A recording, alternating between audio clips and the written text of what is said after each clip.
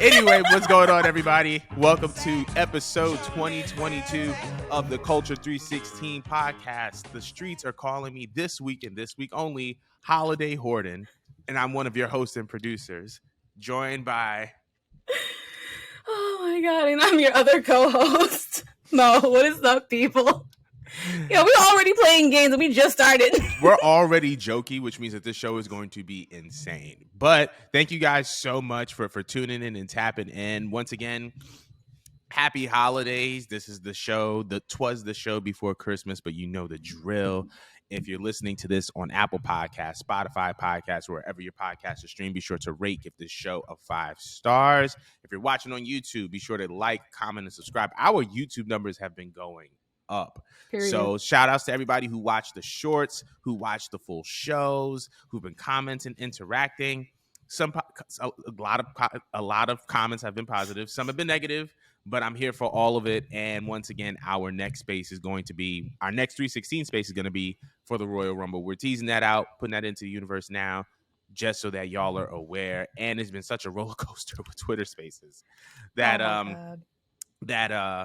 but we're just glad to have those back. Thank you, Elon, for not being as annoying as you can possibly be. Period. I was ready to fight. For my spaces. I just got attached to y'all. Come on now. Like, we had a lit space, even with a few of us during what was it for NXT Deadline? Right. How you gonna take that away from us? All 5 of us was just having a ball. So all 5 of us. But yeah, we're glad that Spaces is back. But we're not gonna waste any more time. We're gonna get right into the show. So, first things first, John Cena is coming back to WWE. He will be partnering with Kevin Owens to take on Roman Reigns and Sami Zayn on the last episode of SmackDown on December 30th. Now, it has been rumored and reported that upon his return announcement of his next WWE match, SmackDown has sold an additional 4,000 tickets. So, number one, I have 2 questions for you. How excited are you to see John Cena return to WWE programming? And the fact that he's moving tickets, what does it say about John Cena? I love John Cena. What? I grew up being such a Cena fan. It's not even funny. Like, I don't care how old I get. I'm going to die being a Cena fan. Am I shocked that he's moving seats and he's moving numbers? Hell yeah, it's fucking John Cena. He's like one of the GOATs. What? Like, he has to be top 3 GOATs of all time, bro. Like, come on. Like, are you shocked? There's no reason to be shocked. Like, and whatever he's going to do is going to be money. You said it's going to be with Sami Zayn? My apologies? Yeah, it's John Cena and Kevin Owens versus Sami Zayn and Roman Reigns. Even better. Everyone that knows how to talk and have a good time. This is going to be great. It's going to be comical. It's going to be so comical. And that's what we need. We need something lighthearted but fun, but something that's going to, move the seats and move the numbers. I'm with it. How do you feel about it? I feel super great on multiple levels. So, number one, the fact that John Cena has a return match and it's being integrated into the hottest storyline in WWE right now, and possibly all of the wrestling industry, with Roman Reigns and the Bloodline, and Sami Zayn as well. Seeing that Cena's being integrated into a storyline and seeing that this makes sense, it leaves me more excited because it's not just a return, it's a return with purpose. I'm not surprised that man is moving tickets because John Cena, along with I don't want to say his name. I won't. Along with Terry and The Rock and Stone Cold, I believe that John Cena is the biggest modern day draw in WWE, point blank period. And it's not even close. And seeing him come back, doing it really because that man is passionate. I mean, this man is in movies, he's in TV, he's in commercials, he's everywhere, but he still wants to come to WWE and do what's necessary. He's always received positive reviews from his colleagues, from his coworkers. And as far as how excited I am, let me tell you something. 2005, me and my godbrother Brad, we went down to SummerSlam in DC. This was the same SummerSlam where Eddie faced Ray for the custody of Dominic. You saw that? Yeah, in person. Oh my God, I'm jealous of you. Me and Brad and I and my parents went down there and we saw it in person. We were in the nosebleeds, but it was amazing. But I was in there with the full John. I had the C Nation chain. I had the John Cena C Nation chain with the spinner that was supposed to be like a G Unit chain. My parents would never get me that. I got that, and so I've been a John Cena fan And like, granted, I haven't agreed with the character decisions that he's made, or like the decisions pertaining to his character, because sometimes it's out of his control, I should say. But like, this man is a goated talker, one of the most polarizing performers in the history of WWE. And whether you like him or you don't like him, you gotta respect him. He's John Cena, bro. Like, this man is an absolute GOAT, absolute legend. And I am very, very proud to see that he's gonna be back in WWE, even if it's just for the last episode of SmackDown. Hopefully this can begin a build towards WrestleMania 39. Who knows? Somehow, some way, who knows? But definitely want to know how everybody else feels about John Cena returning to SmackDown. Let us know how you feel in the comments. I'm gonna cry. But we're gonna move on. So in light of Mandy Rose's fan time scandal, former WWE superstar Lana, better known as CJ Perry, came out and discussed her earnings from her brand Army page, citing that she made $20,000 in 24 hours at one point. And overall, talking about how she's made more off of her brand Army page than during her best year in WWE. So to put that in perspective, she made more money off of her content from brand Army than she did during Happy Rusev Day, which is insane. And after WWE released Mandy Rose, it was rumored and reported that she made about $500,000 in 1 week. Sis made $500,000 in 1 week from her fan time page.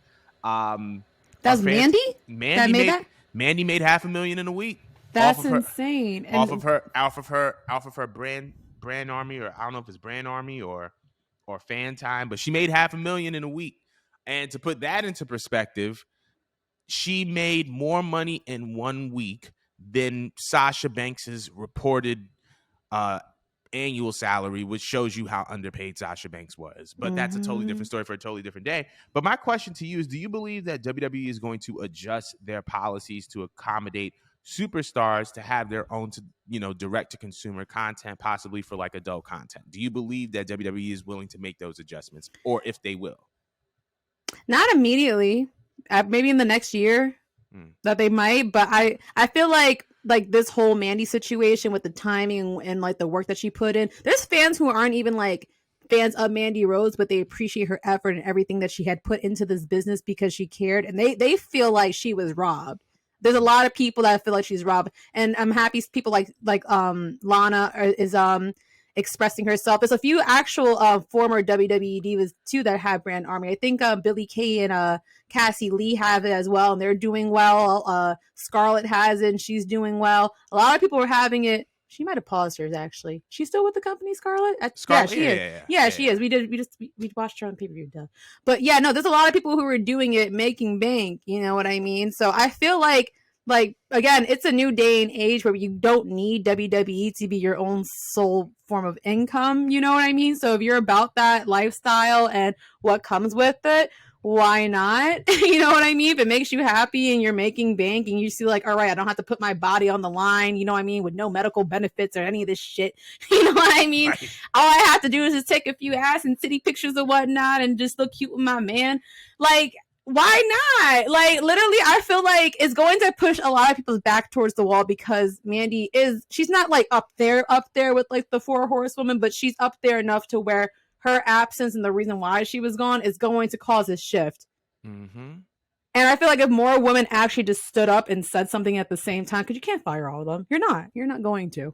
Like, you're not going to. If they all collectively just said, fuck it, we're all going to open it up, like, and they just wanted to basically go against the system, they would have to. But I think it's going to take time. I think it's going to take a lot of time because if people are seeing these numbers being posted that, yeah, this person made $500,000, this person made this much, like, what's stopping you for quitting now? You know? And just being happy. Like, you literally have something to put on the table in your next meeting when you ask for a pay raise. Oh, you're not going to pay me? I bet. Take that shit. I'm going to go post my next titty pic. What's up? You know what I mean? Like, I'm just saying. What do you think about it?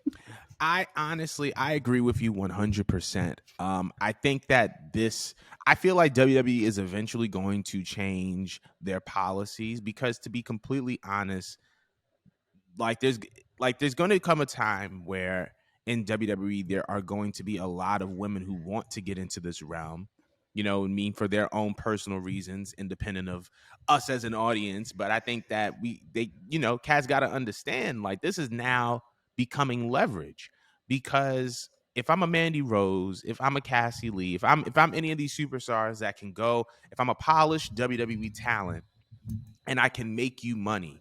And there's the potential of me going to an AEW or an Impact Wrestling, right? It's like now there's going to be an opportunity where you can say, listen, I could go to Impact, I can go to AEW, and I could do what I'm doing for y'all for them, make them money, and I can keep this thing on the side that I have and continue to generate income for myself. And then WWE has to say, well, is this worth money? Is this worth losing potential money, right? Because I believe that Mandy Rose and Toxic Attraction could have made so much money on the main roster that it's going to be one of those things where it's like, was it like, okay, you lost her, you got rid of her because of her content, but like for the money that she was potentially going to make you, was it worth it? You know what I'm saying? So you're gonna have to weigh the pros and the cons, and I think that after you weigh the pros and the cons, it's like, okay, maybe it's time to adjust a little bit of our policies. You know what I mean? Because I feel like if you don't, you're just gonna have to end up paying everybody more money, right? It's just like, why don't you just give, you know what I mean? Like, just pay people their salary, their just due, and then let them do their OnlyFans thing on the side so that they're not depending on you for X amount of money. You know what I mean? Like, they don't have to worry about getting $1 million from you if they can get 400,000 from you, and they can get the other 600,000 from wherever else.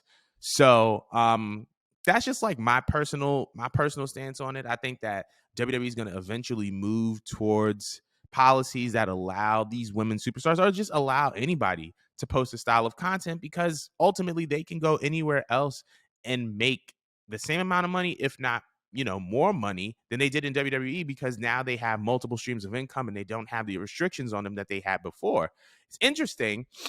I'm gonna put you on the spot here, because like superstars like Deonna Purrazzo, superstars like Chelsea Green had like their OnlyFans accounts. Chelsea Green just actually paused her OnlyFans. It's been rumored that she's actually going to be coming back to WWE and there have been possible like creative reasons, but she's been teasing it, and she shut down her OnlyFans. And there's actually been discussions of Chelsea Green possibly leading Toxic Attraction. Ooh, that could work. How would you feel about that? I was very, very curious, because after the Mandy thing happened, rumors of Chelsea's return started to circulate, and they were saying that Chelsea Green could be the possible new leader of Toxic Attraction. I wanted to know, I know this wasn't in the rundown, but I wanted to know your opinion on it, because I just found that very, very interesting.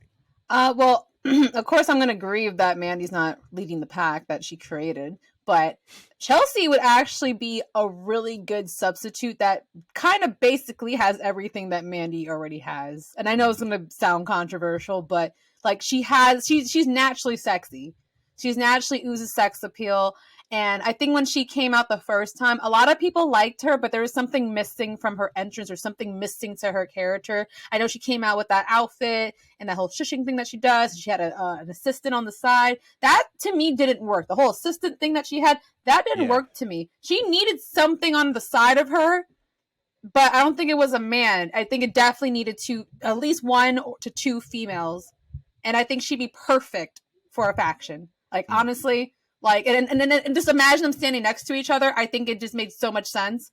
Yeah, honestly, if you need someone that's going to pick up Nandy's role, I wouldn't really be mad at it. Of course, again, there are people going to like do a lot of comparisons to that Mandy does this better, this person does this better. Yeah, I'm expecting that to happen, but I mean, like, they have to think fast and think fast now, and not for nothing. And this is no shade to Gigi or JC, because I actually like them both.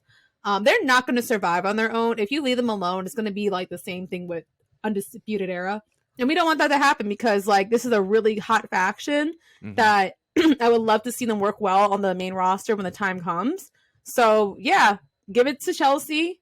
I'm not sure if they're gonna have them work down in NXT or have Chelsea just go straight to the main roster because she already was on the main roster, but it would work. It would work, and I can already see the fuse with like damage control. That aesthetically actually looks very nice to the eye. Yeah.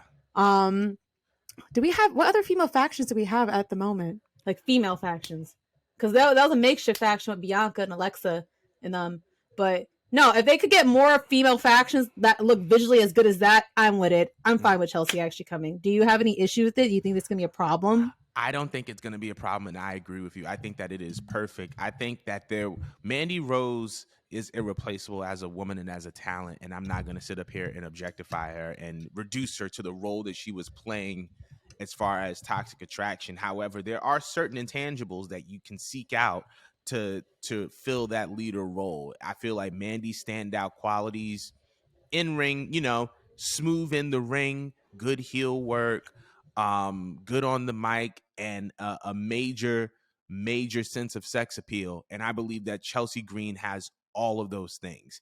Chelsea Green had that before she left the WWE, and she actually had a good little run going when she was kind of like I think there was one point where, like, on screen wise, she was like a Charlotte's like understudy or like protege. And I think that story kind of tells itself, right? From being the student to being the teacher, right? And as far as if you keep them in NXT or you bring them up as a tag team, JC and Gigi kind of have done whatever they need to do in NXT. Multiple time NXT Women's Tag Team Champions, long reigns, they've put over new teams. And I think that now you have the opportunity to debut Toxic Attraction on the main roster as truly a new faction, because now you have the tag team that is remaining from the old Toxic Attraction. You have this, rehired talent of Chelsea Green being brought in, so people can kind of see her as a new talent, if you will, and you can just kind of group them together. And now the first visual that people see on the screen of Toxic Attraction to a mainstream audience is Chelsea Green being the leader. So I think that it's actually a pretty genius idea to have Chelsea be the leader of Toxic Attraction. But I want to know what everybody else thinks. Let us know how you feel about Chelsea possibly being the new leader of Toxic Attraction and being rehired to WWE. We're going to switch up this lineup a little bit, because while we're on the topic of rehiring, this past Monday we saw Bronson Reed return to Monday Night Raw. He was alongside The Miz, and I think that there was a lot of internet outcry because he was previously with New Japan Pro Wrestling. He just beat Okada. So I wanted to know, how do you feel about Bronson Reed's return to Monday Night Raw? Do you think that he was a necessary hire? And do how do you feel about this, if you feel anything about it at all? Well, I'm going to be honest. I did miss that episode, but I do recall him from NXT, right? Yes. I'm pretty sure when he got released, a lot of people were actually upset about it because, like, the fans were feeling him. I know, at least with me, I was feeling him. I'm like, okay, like, they're definitely going to do something with this guy. Like, he feels important. You know what I mean? They kind of just, like, pull the plug, and it's like, I didn't get it because, like, he was interesting. Like, he fit in with the big man, but he moved very good for a big man. And he had a lot of personality. And I'm like, okay, like, I want to know what they're going to do with this guy. I think they had to mix him up with, like, was this the era when Swerve was still a singles competitor on NXT? Yes. Yeah, that's basically where I remember him from. So, like, I remember matches he had either with him or with other people, but I actually was feeling him. So, I mean, I didn't know what he was doing after he got released. Thank you for the context of that.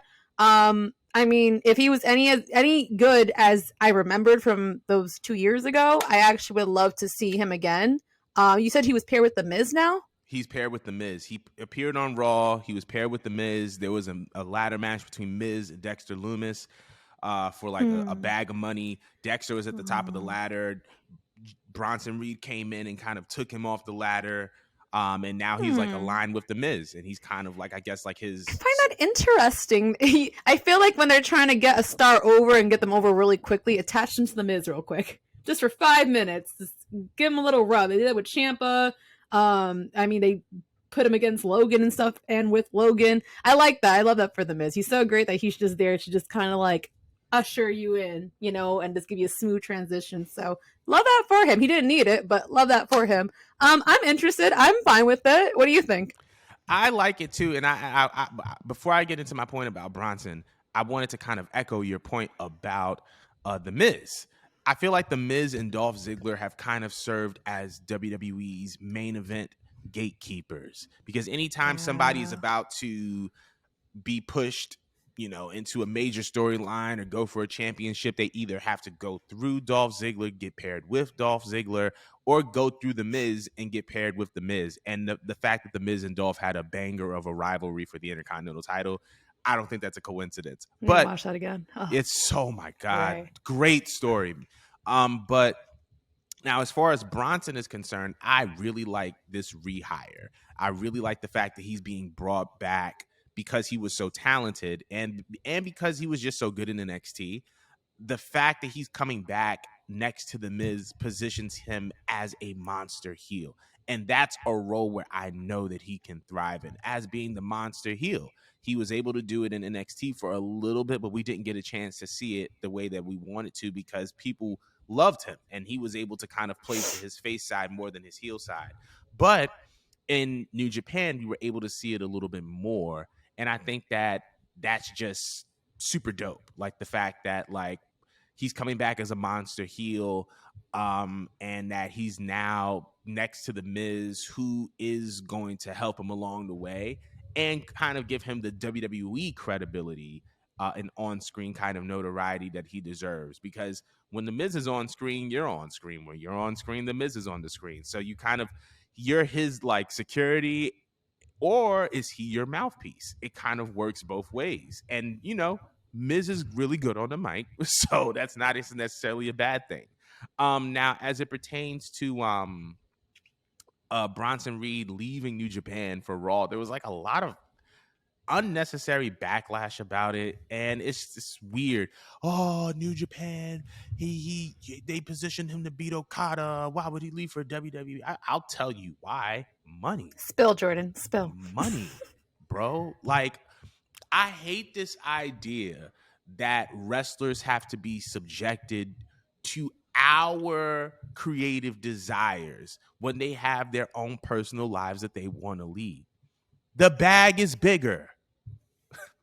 End of story. What are we talking about here? That's the reason why you leave. The bag is bigger. I'm pretty sure that maybe not, that Jonah still has a good professional relationship with New Japan. I'm sure that he is gratuitous for all that they have done for him. I'm sure he is gratuitous for the fact that he beat Okada. But like, bro, like, cats don't want to be out here getting concussions in the middle of Osaka when they want to be on mainstream television getting the bag. Oh, period. Because like, look at Ibushi. Like, he's still A going bunch through of them, like Kenny Omega was recovering from vertigo that he got in New Japan, and this is not even a stab at New Japan. I love New Japan Pro Wrestling. I love their style of matches and the way that the guys wrestle over there. But you got to understand that everything ain't for everybody. And like, if you got a bag on the table, you get the bag. At the end of the day, wrestling, is a young man's game. You don't know how long you're going to be in the game for. You want to stack up as much as you can, Word. and do what you need to do so that you can ensure your personal longevity and well-being. But just this idea, I don't understand why he left New Japan. I don't know, 30 minutes to an hour for half the bag, or a 10 to 20 minute match for double the bag. I mean, come on. Like, come on now. Like, it. And the funny part about it is that, like, think about like your personal job, right? If you were at a job that you liked, but there was a job that was offering you more money, wouldn't you go and you take that money? You like that job too. You like what it has to offer. You like the benefits. You would take that money, right? Yeah. So why is it any different when a wrestler wants to leave one company for another, and it's possibly for money? Stop criminalizing wrestlers for taking the bag. It's okay. Like, it's okay. If you would do it if you were in that position, but I didn't mean to go off, but no, I feel you, bro. I didn't mean to, but comment below. Let us know your thoughts about Bronson Reed returning to Raw. But we're moving on. So according to the Wrestling Observer, Tony Khan is about to make some big changes to the look and presentation of AEW Dynamite and Rampage. He even hired WWE's former vice president of global television production, Michael Mansouri. When do you believe that we will see these changes, and what are some of the changes that you think that we're going to see to this television product of AEW? He wants to make some big changes. I mean, I was watching the show. I was trying to cheat and watch the show at work, but while I was watching it, like I love AEW and everything that they've been doing, but it could probably use a little bit more like color to the show. It looks very it still looks very indie-ish to me. Some people like that because it looks rugged, you know what I mean? It looks more manly or whatnot. You know, like they don't like how polished WWE looks and how high the production is because it makes everything look very fake and cinematic and look like what's happening is, you know, it's planned. No one likes to like admit that wrestling is scripted. They don't want it to look like it's scripted, and WWE has overly polished the product, but I do see them like polishing it up more because again, like it for someone that has $1 billion and came up with this layout, when I look at it as a fan, or you know, I accept it because I'm used to watching wrestling, but sometimes I wonder to myself a lot while I'm watching AEW, if I put this flick on for somebody else who watched WWE back in the day, and then I'm like, oh hey, like there's something else called AEW, come watch it. I feel like if they were to watch it, they would assume off of this the appearance of how it looks, it's like, oh, this is like the lower leagues, isn't it? So I feel like they're probably gonna up it and make it look not too polished, but something where it actually looks like it's a competitor to WWE. I also probably expect that maybe they might change the stage a little bit, like the way that they come out. I actually always hated that they come out in those two-cylinder things. I know it's like an old school thing and it probably pops a lot of people, but I think it looks really cheesy. It looks really lame. It looks really ghetto. I don't like none of it.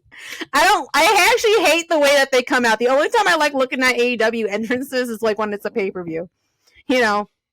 But that's where I feel like their money is going outside of like maybe some production or maybe some matches. I don't know. Like, where else do you think that the money would go to if they're going to up anything? I think number one, I agree with the tunnels. The reason why I like the tunnels is because the tunnels were our callback to TNA. If you watch Spike TV TNA era, you know that there were two tunnels. There were two actually. The beginning, there were two entrance ramps for TNA Impact.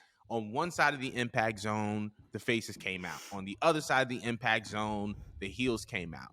Then as the product evolved, then it was on one side, the faces came out on this side, heels came out on this side, but they're still like the same Titantron and they still share the same stage. So you like it? I liked it. However, when I see the tunnels in AEW, it definitely is giving cheap. Yes.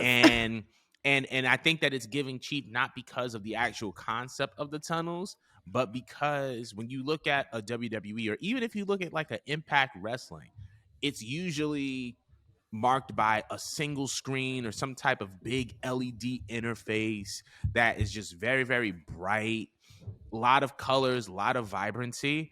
But because you have the tunnels and then you have one screen down here and the chandelier thing in the middle that Cody used to come through. Yeah, you have this screen over here and this screen over here. It's like it's a lot of moving parts, and it feels like you can consolidate that set to make it look a little bit more fluid and a little bit more visually appealing.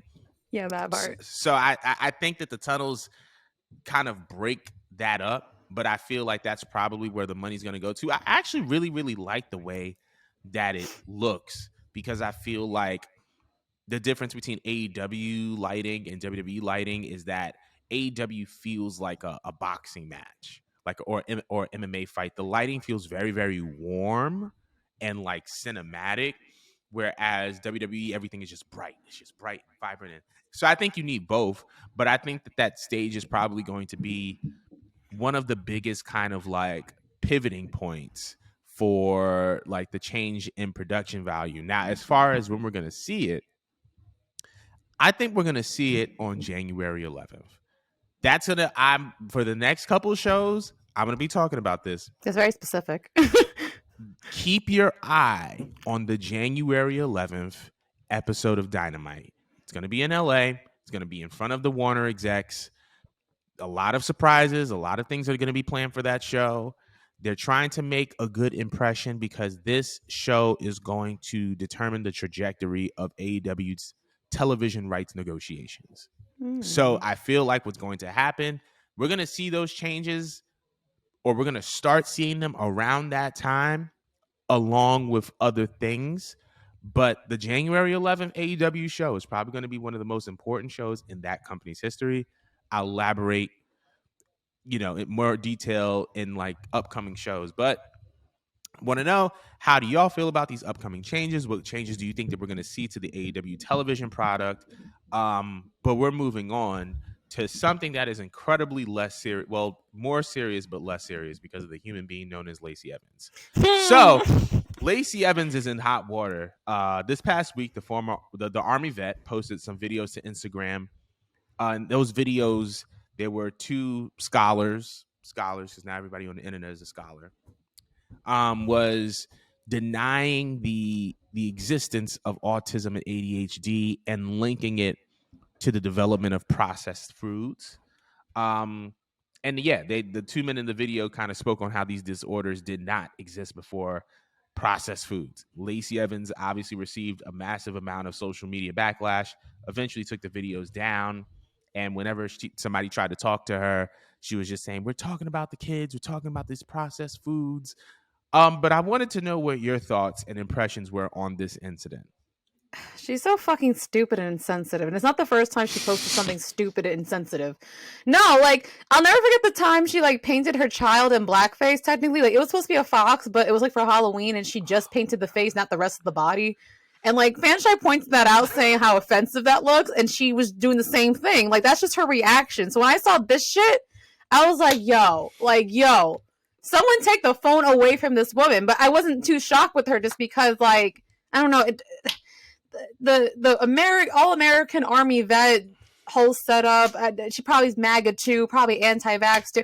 This to me was just like adding this, like just extending her long resume of fuckery here, and I just thought it was just very insensitive, because like we live in a day and age where there's just so much just information out there to prove that like there are chemical imbalances, that people are just born straight out the womb, and unfortunately, yeah, some people have disorders and stuff like that.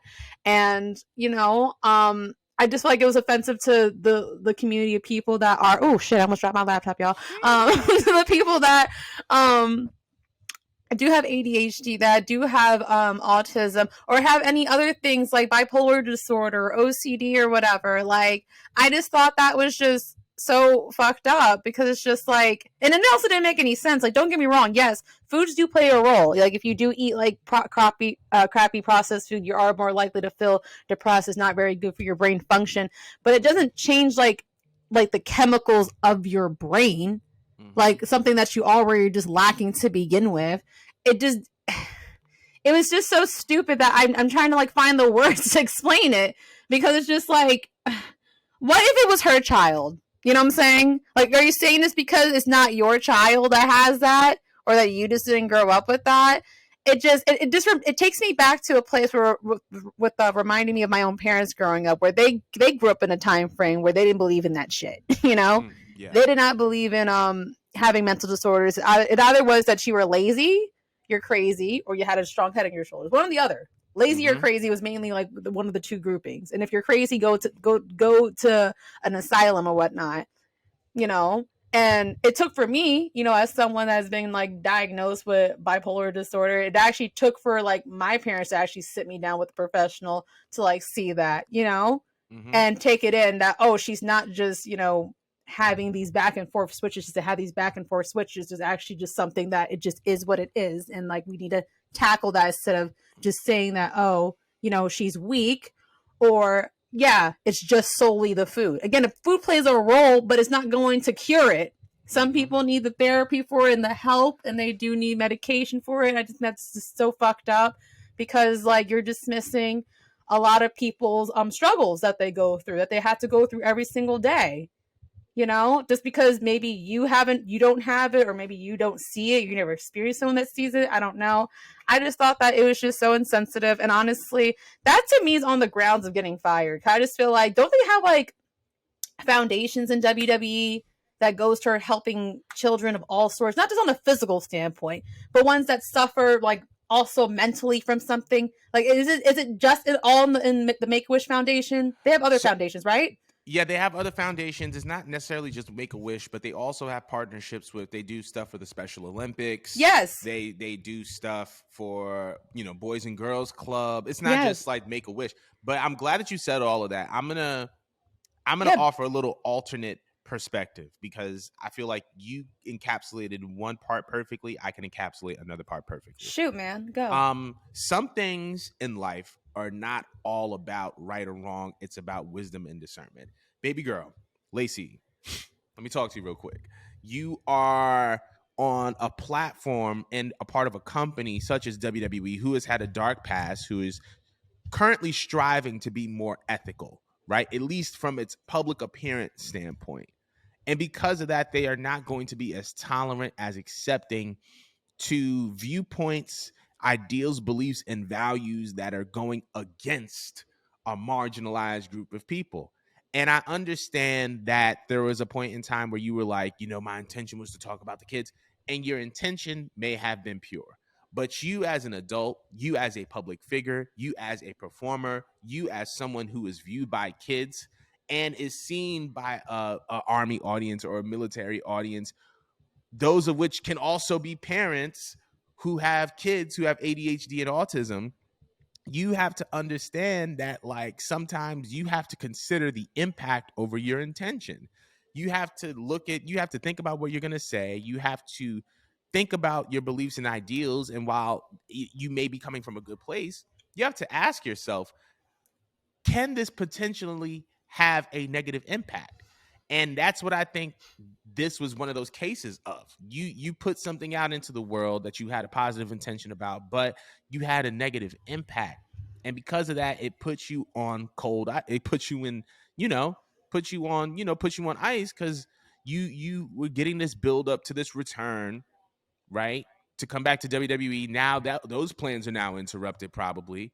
But in addition to that, it's like now WWE has to explain to their partners what's going on, right? And so now it just puts you in a very, very, tricky predicament. And I'm not necessarily a fan, nor do I agree with everything that was said, but I just think that it could have just all been handled a lot better, even if it was true, which we know that it isn't. And also, I thought that, we would have learned from multiple people having incidents online. Just because two people or three people or four people hop on a podcast and have good sounding equipment and, call themselves doctor and scholar doesn't Yeah. mean that they're in a predicament or a position to be giving advice, because some of these cats aren't really doctors. Some of these cats aren't really scholars. Some of these cats are not who they say they are, and they're not as educated as they portray to be. Do your research before you start sharing information, because you could be spreading misinformation. You could be spreading false information. But until you do the research, just don't share. You know, If it's you also ironic. go Didn't last week we were just talking in the chat about her mental health post? about how she was so mad that like people can't perceive her, as people only respond to like her more salacious post versus her post about mental. Like, it's just like, come on, bro.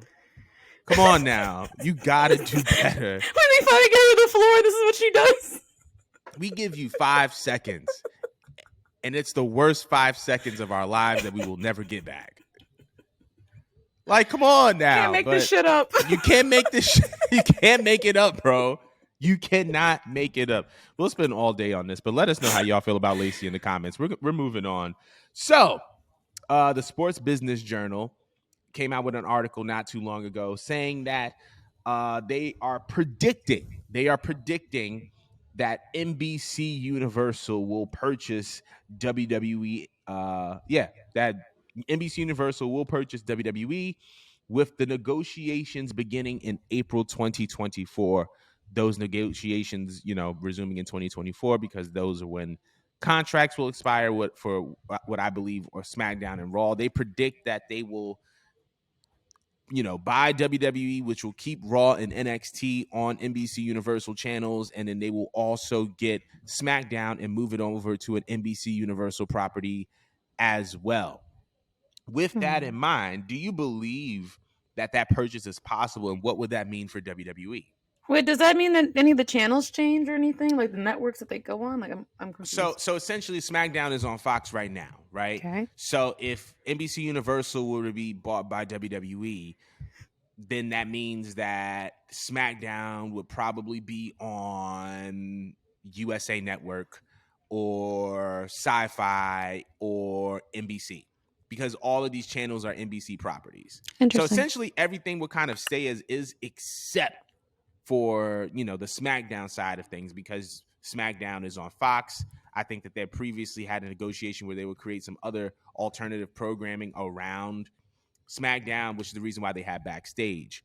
Um, but yeah, wanted to know how possible you think this would be, and what would it mean for WWE. I can't answer honestly what it would mean for WWE. But I am always curious to know what happens because like I'm not like too up to date when it comes to like how certain networks and stuff like that or Right. brands like how they're ran until I'm watching the show and then I notice there's a shift. So that's all I guess I have to say. I'm like anticipating like what shift comes with that because I feel like every time there's a new network that purchases WWE, you notice certain things get tweaked. Like certain people are pushed over other people, certain aesthetics are preferred over other things, and it usually causes a discourse within like fans. Like, I'm pretty sure like when Fox first bought WWE, they kept trying to make it more sports oriented. It was just really weird. Mm-hmm. Like, remember that time we were talking about the drafts and how they had people in the meeting rooms? Yeah. And no one liked it. Absolutely no fans liked it, but they were trying to make it feel sports like. So I'm like, all right, I don't really know too much about NBC to know like what approach are they gonna have with this one. Like what is their interest with getting WWE? Do you have like any insight that you may be able to provide as to like what they would want to do with WWE? So I feel like NBC is so all right. Let me gather myself and my thoughts before I start saying anything. Meditate. I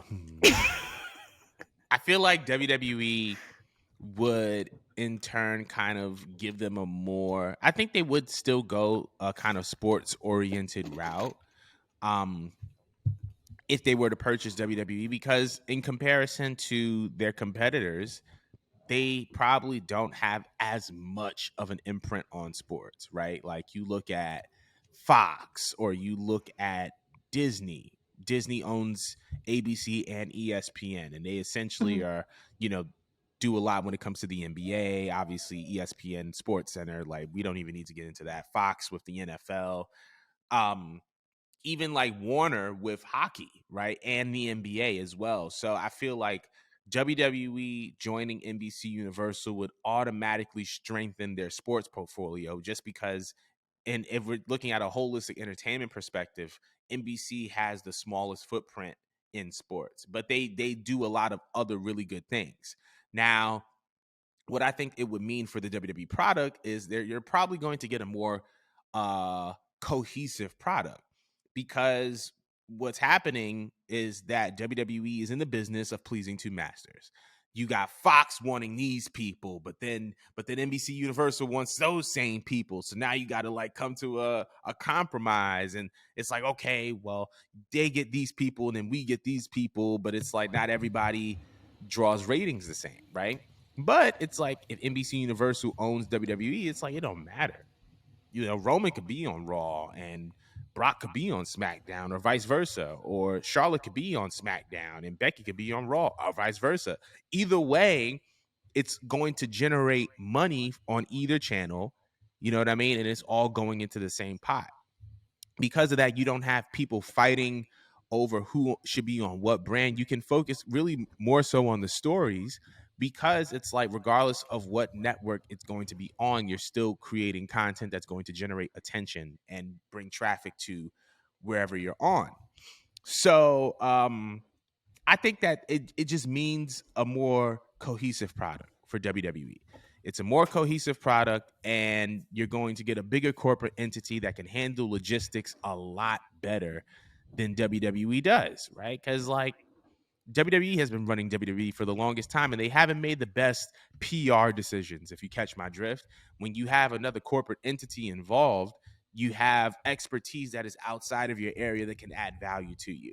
And you can just have people that are just focused on, just doing the work instead of stock prices and this, that, and the third. Like Triple H could just be Triple H. You don't got to worry about investors because now that company is just a part of the portfolio of other companies.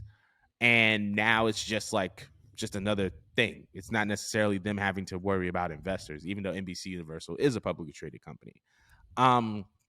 But I don't know if you had anything else you wanted to say because I'm ready to move on. But no, we're good. Thank you for the education lesson. No problem. I needed it. No problem. This is why I'm your friend, and this is what I'm here for. But I did mention ESPN, and this is a perfect segue because speaking we love a good segue. Speaking of ESPN, speaking of WWE. It appears that WWE has garnered the interest of Stephen A. Smith to appear at WrestleMania 39. Apparently, Stephen A. has some conditions.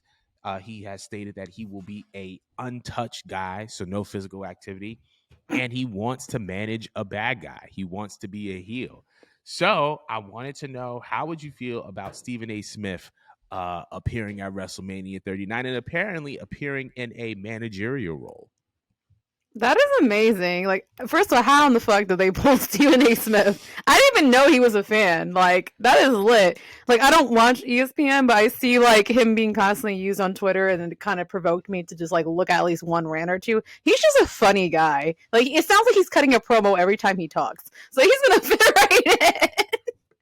He's going to fit right in. I laughed at the whole untouched guy quote because he looks like he would not play with that shit. But as a manager, that is awesome. But the question is, like, what would be the perfect bad guy to give him to? I think it's awesome too because have we had, besides MVP, what other black male managers that we had? Can you think of any? I'm trying to think. I think at one point, Teddy Long was a manager. Ooh. Oh, I think I got it. Shoot. But finish. No, I actually want to hear it. Go. So for starters, I would love to see Stephen A. Smith come to WWE and be a part of WrestleMania 39. I think, like you said, he is one of the most vibrant, if not the most vibrant sports personality on the air. He has generated millions for ESPN. He is essentially the face of that network. And I think that he has the potential to bring over a lot of viewers to WrestleMania that wouldn't normally be there. And plus, like, it seems as if we're seeing, and I love this, we're seeing more and more notable black celebrities and talent trying to get their hands into wrestling. Obviously, we see what Master P is doing with House of Glory. They just had a show and it went really, really well. Stephen A. Smith wants to be a part of WrestleMania. We saw Rick Ross on Dynamite last night. Let's point that out, yeah. Rick, oh my gosh, his managerial skills are actually top tier. Him and Swerve are like perfect, which is scary. And that whole, what do you call him? Big Funky? What do you call Keek Pigley? Yeah. Oh my, what? He's gold. But anyway, back to the main topic. I love it. Back to the main topic. But I think that Stephen A. Smith would 100% be great for WrestleMania 39. Now, as far as the talent that he should manage, if he's going to migrate over towards the heel side and Omos is not integrated into the Hurt Business, I can see Stephen A. Smith managing Omos. Oh, that'd be so funny. Black talent, large guy, probably going to be in some form of match at WrestleMania just because the nature of WrestleMania. But I think that Stephen A. Smith would be paired perfectly with Omos for WrestleMania 39. Did you have any people in mind for him managing at WrestleMania? I still hate of all of Ricochet's promos, so I would love if he had a manager. I don't like not one Ricochet promo in WWE, on God. None of them are good. Oh. If anyone needs a mouthpiece, it would definitely be Ricochet. I'm sorry. Like maybe when he gives you like a short line, it's fine. But for some reason, I don't know if it's his voice or something being high pitched because it just doesn't match what I'm looking at. I don't know if it's the biracial genes popping out, but I feel like he could use a Stephen A. Smith. To be honest. Go ahead. My bad. I just thought of something. If Montez Ford turns heel before Mania, That'd be wicked. Stephen A. Smith and Montez, make it happen. That would be money. Make it happen. Make it Book happen. it, Triple H. Make the merch. I will be the first in line to buy a shirt. But yeah, that would catapult his career. You have to really think about it. If he stays there long term. Oh my god. That would be. I would actually love that. So. That would be on the grounds to put him against Roman with Paul Heyman still being the manager. Stephen A. Smith versus Paul Heyman in a battle. Book it. Sorry, I got excited. No, I'm using that for another meme. But I want to know how y'all feel about Stephen A. Smith moving possibly towards a WWE run and an appearance at WrestleMania 39. Let us know. But we're moving on. So now that we're in the Christmas spirit, and this is going to be our last segment for the day. I was doing a little bit of thinking, and I wanted to know what your top 5 wrestling video games of all time are. So I'm going to start with my dog Mo, and then we're going to. I feel like we should go shoot for a shoot. I feel like we're going to end up saying the same games. Okay, so at least 2 or 3 have to be the same. So you go first. All right. So first things, I'm going to start with my number 5. My number 5 is SmackDown versus Raw 2004. Honestly, so the reason why is because I feel like SmackDown versus Raw 2004 was. They had a 2004?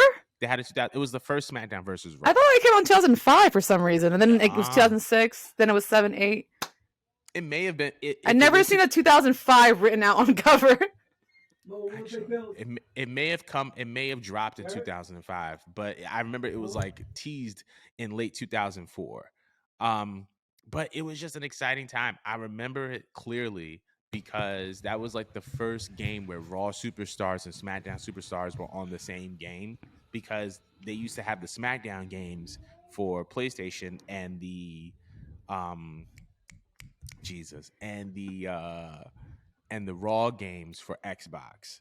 So that was like the first time in a couple years that we had like Triple H on a PlayStation or like Randy Orton on a PlayStation. So I like SmackDown versus Raw 2004 as my number 5.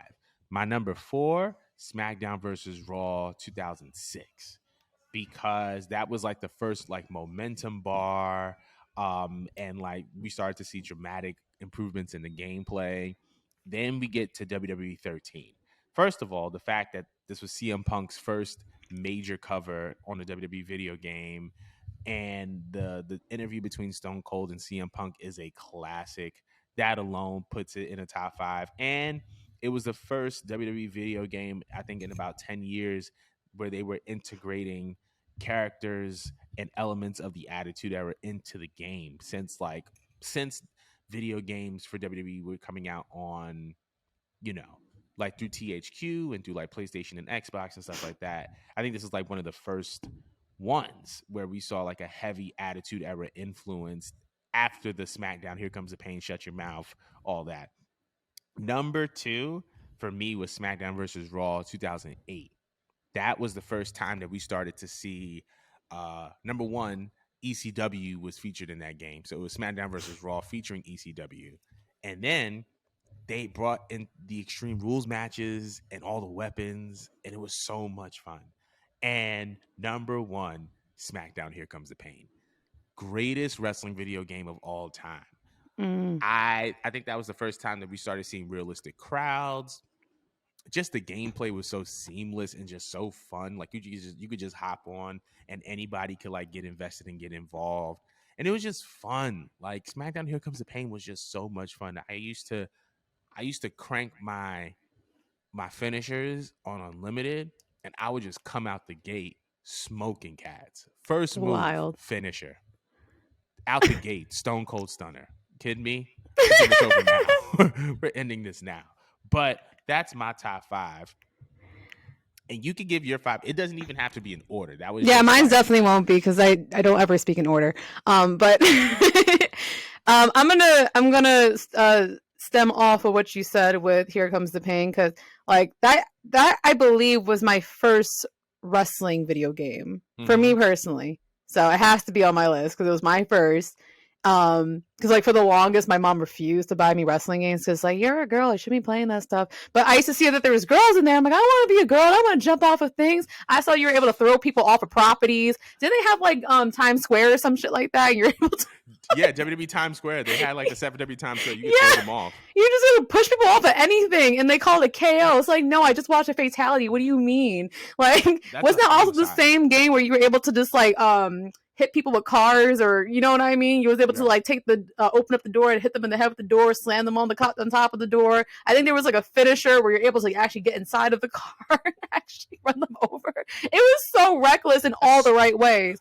But what I loved about it was that that was still the era where they allowed guys and girls to wrestle each other, because the annoying thing as me being a female wrestling fan is that down the line they revoked that from me, from where I couldn't fight the guys, which that was my most favorite thing for me, my girl best friends to do. Like, what?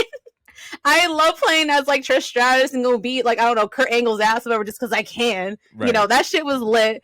I loved it. So yeah, that's on my list. Another one that people constantly always forget or never played before, but I'm going to put on my list because it's also one of my first few wrestling video games that I had a huge attachment with. Day of Reckoning 2! Wow. On the GameCube? Yes! I was a GameCube girl. I love Day of Reckoning 2. First of all, that intro was tough. That intro was so oh my god, the whole world heavyweight title. They told you the whole story mode with just the narration and the song that they put. And I used to love the effort they used to put into old WWE video game intros. I'm very big on intros. I used to sit there and actually watch it every single time and not skip it. I loved it. Yeah, and the story mode was lit. Corny but lit. It was probably the most stressful story mode I ever played in my entire life, child. Because back then they used to make you work hard to do a steel cage match. Okay, that's a fact. I had to smash my A button, but before the AI bots in the game were on steroids, and they all, for some reason, if you did a triple threat or a fatal 4-way, they for some reason like to just aim at player one and all jump you regardless. Right. Like back with Day of Reckoning 2 at least, you had 3 specials, yes, but like it was on a timer when you executed the special move. So you still could get like 3-4 out if you had a short finisher. Mm-hmm. So you had an FU, you could put like 5 of them in there. And that's what I used to do. I used to save up all 3 and then do 15 back to back. That shit was so fun to me. Most stressful story mode. I think I broke 3 controllers trying to fight Shawn Michaels versus Kane versus Christian when I created a character for the IC title. That was hard, child. It was hard, but it was like, to me, like one of the most like nostalgic games ever. Like, it's very underrated. It's super fun. There's a lot of different gameplays, and it was still a time where guys could verse girls or whatnot. So it was lit. I loved it. Next on my list, not a list because it's still out of order. I actually love SmackDown versus Raw 2007. There's always an argument between is 08 better or is 07 better. I loved 07. Like, I think that had to have been one of the best story modes for me personally. I'm not sure all the wrestling fans played the story modes, but I thought that had to have been the best story mode and like the best roster selection for me personally. And I also love the loading screen. The loading screen was, to me, again, another like nostalgic. Like, it used to take up the whole entire screen. You used to either have like a model, but they used to like share fun facts about the wrestlers sometimes. I remember that. Yeah, now it's clicking, right? 07 was just like, it was just a time to be alive. And it was tough. Yeah. And also, like, I was always really big on creating characters, the critic calls or CAWs, whatever the heck they called it. I used to love like sitting there for hours. First thing I used to do as a kid was like go straight to create a character mode and spend at least 2 hours like really hard on my character, really hard on the moveset, really hard on the entrance. And I love how with every SmackDown versus Raw, they up the antes on like how creative you could really go. Mm-hmm. God, if I knew how to like stream things properly, I would show you guys my whole collection. I had some fire ass characters. Fire ass characters. What? I was having my own world. And no, was 07 the one you could go online with? It wasn't until 09, right? 09 or 10. 08. I think it was 08. 08 lets you go online? I think 08 lets you go online. I'm not completely sure because like I wasn't an online person. I know 09 definitely. And I know why, because my favorite thing about 09 was the glitches. Did you ever use the glitches? Never. All right, so there's a glitch that was my favorite one. If you use the military tribute to the troops arena, they had a glitch where, you know how back then for 08 it was a new feature where they had like the analog stick thing, and you could do different moves. Like, it would give you a direction. You either like put it up, down, left, or right. It'll give you a different like effect. They had this glitch that I found on the computer because that's what I used to do. My dorky, I should just sit there and look up glitches and cheat codes and shit. If you pick them up sideways and you hit their back against the ring pole and then turn around and walk to the crowd, you will go through the crowd and be in a desert. You can look it up on YouTube. If anyone watching this round, look that up on YouTube. Just type in the desert glitch. SmackDown versus Raw 2009. It worked. I'm about to look that up after today. And nice to just do that in the middle of any online match and throw people off and just beat their asses outside. Way outside the ring. It's the closest feeling you'll ever have to having Here Comes the Pain and having matches that were outside of a ring. So lit had to be on my list. God, the last one is gonna be so hard. Cause you know what? When you explain W13, I think that it does deserve to be on a list. It most definitely does. You know, just because that was the last good WWE game. Me personally, I was never feeling any of the 2Ks. I thought the match qualities went down. The gameplays went down. The characters looked like crap afterward. It's so weird. If you go there and you watch like an old SmackDown game, like just any walkthrough, even like the early, like, I don't know, from like 2006, 2007, 2008, the characters were on point. Mm-hmm. Like the I don't know what's the term for it when they get a face grab and they put it on the character, but it was way more realistic then. I think they changed developers. That was what happened. THQ back then, right? Yeah. THQ, and were they the ones that went bankrupt? Someone went bankrupt. Keep going about the W13? It's just like that was the last game where they put in real effort, where I felt respected as a gamer. And like I feel like that's what, like, even though I wasn't watching the show at that point, because I did quit watching wrestling, it was still like a thing for me where every single year I had to get the game. Like, I just had to. Just it was the thing, man. It was the closest thing that I could do to at least keep up with it without really watching it, since I wasn't feeling it since my faves were gone. And that was the last time I felt respected. Then when I saw like 2K14 come out and 2K15, I'm like, damn, they just like, at this point, they're just milking us of our money. Like before, like it was worth buying the next game because they always added something significantly different. That's significant in a good way. And it just came off like, I don't know, they were lowballing us after W13. So that has to go there. And for all the other reasons that she mentioned, what Punk got out of it, paying homage to the Attitude Era so the kiddos don't forget their roots. Because they don't understand. They don't understand. They don't get it. They don't get it. They wasn't outside. They wasn't. And it put a lot of people on into getting into the Attitude Era. So that's why I love what that game did. Because for kids that didn't know, like my nephews, they're right now they're 16, and the other one is 11 right now. I almost forgot his name. His grade. His age. But like they like wrestling too, but they didn't grow up with it, so they had to play the game. And like now they love Stone Cold. Now they love The Rock. Now they actually like Mick Foley. So I love what it did. It did actually like. It served its purpose. So those would have to be my 5. I might have gave 6, but that has to be my 5. That is a solid 5. I actually have one more thing to ask, but before I ask that, okay. People, let us know what your top 5 favorite video games are, and we're going to move on to our actual last segment. So you brought up something very, very interesting about the boys fighting the girls in one of your top 5 video games. I did. And this past Monday, Rhea Ripley faced Akira Tozawa in what was the first intergender wrestling match on Raw, or at least kind of like one of the first. Oh, it definitely wasn't the first because China was out here doing it. I take that back. It was not the first in years. and Years. it was the first in years. Yes, but wanted to know. I mean, considering that Rhea Ripley is a part of the Judgment Day, and Bully Ray actually brought this up in his podcast on Busted Open Radio. He said, if China could be the Intercontinental Champion, like why can't Rhea Ripley or a Charlotte be a U.S. champion or Intercontinental Champion? And I thought that was a very, very interesting point. But I wanted to know, do you think that we're going to see more intergender wrestling in WWE after that Rhea Ripley Akira Tozawa match? Or do you think that was just a one-time thing?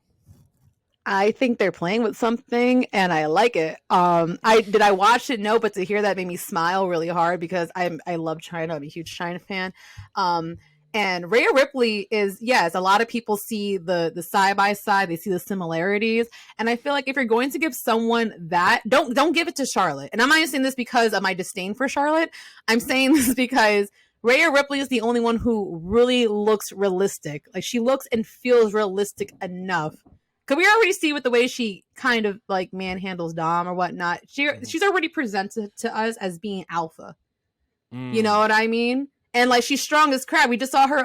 I forgot who she body slammed, but she body slammed somebody a couple weeks ago. So we know she got that in her. It's very much believable. Her looks very believable. Her size looks very believable. Everything about her, it could actually work if they really want to run with that.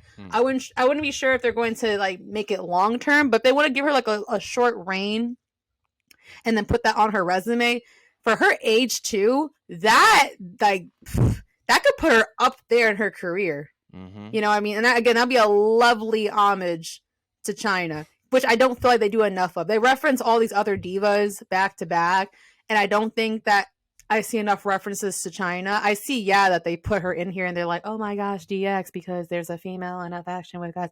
Now, like, y'all need to actually put respect on my girl Single Run. All right? And you could do it with Rhea, and we would love it. We would love it. I'm here for it. The girls are here for it. The males are here for it. Let's do it, Triple H. Let's do it. I agree. Let's talk. Good. I agree with that 100%. I think that Rhea Ripley, the intergender wrestling in WWE should be done by a case to case, basis, because I think that you do want to make this look as realistic as you possibly can. I can see Rhea doing intergender wrestling because of her size, because she comes off as intimidating. She's already a dominant figure. If we're looking for another woman outside of Rhea who can do intergender wrestling, don't you tell me Raquel? No, not Raquel. Okay, good. If you're looking for like an underdog type of story situation when it comes to intergender wrestling, Candice LeRae. She's been doing it on the independents for a long time. And I feel like if you're looking for someone to do intergender wrestling... you're going to piss Jim Cornette off. Oh, my God. Cornette is... How dare you put a small child in there with some men? He's going to go blood. But, I feel like Candice has the opportunity of also doing some intergender wrestling matches for WWE and then making it look realistic. Because she's done it before on the indies, and she's a great wrestler. And on top of that, it's like she can be considered or put forth as an underdog. You know what I mean? So all she has to do is just land a lucky shot or do this little one thing, and it adjusts the entire complexion of a match. So that's just That'd be my great. opinion on it. That would be great because not for nothing, she still doesn't have a presence. People still look at her as Johnny's girlfriend, Johnny's wife, whatever. Johnny's son's mom or whatnot. But I think it'd be great if they did that, because while she still doesn't have a personality, that can be her whole personality. Very true. That as small and delicate as this girl is, she's tough as nails, and she literally could take down at least a third of the men if she really wanted to. Like, she's a threat. And I think that'd be interesting because they would actually like defy all logic that we were taught with wrestling. Because we thought Rhea because of her build, but Candice is like tiny but tough. Like, that's what sold us on Candice and NXT. She's just tiny and she's tough. And that's it. That's Candice, like, in a nutshell. So that could work. I don't think Triple H would actually pull the trigger with Candice, as I do see his favoritism with Rhea. But that would be an amazing hypothetical concept. Yeah. I agree with that. And once again, I want to know what everybody else feels about intergender wrestling. Let us know in the comments. Tweet at us. Do what you got to do to get in contact with us. But I think we're going to end the show right there. Thank you guys so much for tuning into episode 22. Thank you guys so much for tuning into this episode. Happy holidays. Merry Christmas. I hope your day is filled with Christmas. I hope this whole Jesus. I hope this day is everything y'all want it to be and more. Make sure you're spending time with y'all peoples, whoever that may be. And yeah, from our family to yours, Merry Christmas. We hope it's a good one. And we'll see you next week for the last episode of the year, which is crazy. And we'll see you next week. Bye. That was Perfect. fun.